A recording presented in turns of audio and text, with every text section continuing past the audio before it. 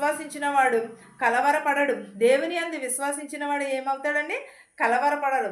Deborah జ్ఞానం నేర్చుకోవాలి మనము. మనము ఒక యుద్ధాన్నే గెలవాలి. దెబోరా వల్లే ఒక యుద్ధాన్నే గెలవాలి మనం. ఒక ధైర్యాన్ని నేర్చుకోవాలి మనం. ఎస్తేరు ఇచ్చిన ధైర్యం నేర్చుకోవాలి. ఎస్తేరు నుంచి మనం ఏమి నేర్చుకోవాలి? ధైర్యమును నేర్చుకోవాలి.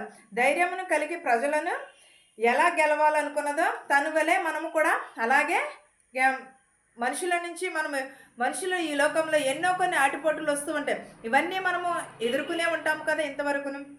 అలాగే ఎస్తేరు వలె మనము ధైర్యాన్ని నేర్చుకోవాలి. రూతుని చూసి ఏం నేర్చుకోవాలి? జీవితం నుంచి ప్రేమను నేర్చుకోవాలి. ఎవరిని? రూతుని చూసి. రూతు అత్తగారిని చాలా ప్రేమించింది. రూతు అత్తగారి ఎడల చాలా భయమును భక్తిని కలిగి ఉన్నది రూతు. అలాంటి జీవితమును మనము కూడా కలిగి ఉండాలి. తమ ప్రేమతో అత్తను ప్రేమించింది. కోపం ఇచ్చినను కూడా ఆమె ఎంత మాత్రమును కూడా అత్తగారిని ఎప్పుడును కూడా త్రోసివేయలేదు.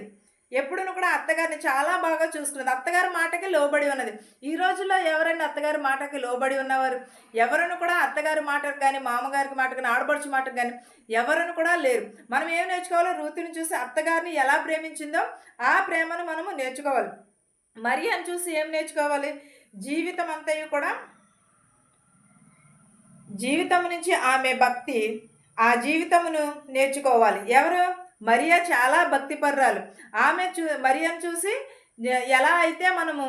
మరియా ఎలా అయితే సేవ చేసిందో దేవుని సేవలో ఎలా అయితే ఉన్నదో అలాగే ఆమెను భక్తిని చూసి మన జీవితంలో కూడా నేర్చుకోవాలి.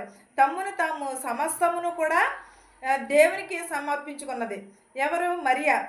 నువ్వు అనేకులకు మాదిరిగాను ఉండటం నేర్చుకోవాలి. మనం ఏం నేర్చుకోవాలి? మనం ఎప్పుడూ కూడా అనేకులకు మాదిరిగా ఎలా ప్రార్థన చేయాలి, ఎలా దేవుని స్తుతించాలి, ఎలా ఆరాధించాలి, దేవుని యందు మనం ఎలా సేవ చేయాలి అనేదే మనం నేర్చుకోవాలి.